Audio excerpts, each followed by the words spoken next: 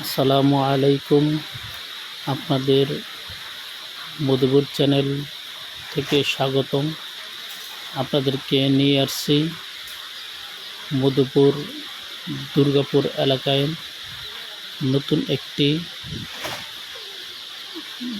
ফার্মে, যে ফার্মে নতুন অবস্থায় কিভাবে বাচ্চা প্রস্তুতি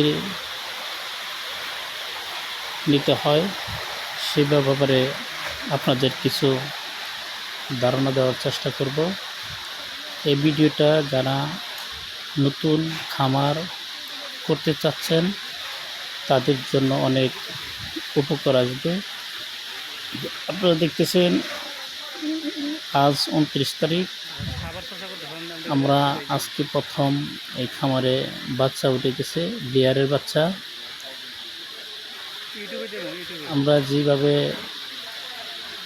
বাচ্চার প্রস্তুতিকরণ দেখতে পাচ্ছেন, প্রথমত আপনার যে দাড়ি কাইটা যে গোল করে বানানো হয়েছে, এটা খুব সূক্ষ্মভাবে করা হয়েছে।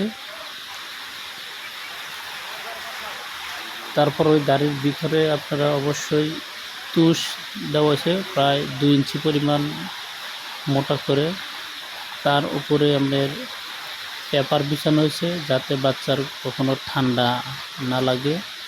পেপার বিছানোর পর এইভাবে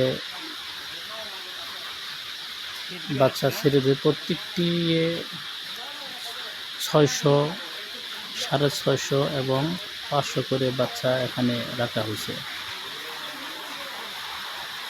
আপনারা দেখতে পাচ্ছেন ঠিক এইভাবেই প্রস্তুতি করতে হয় বাচ্চার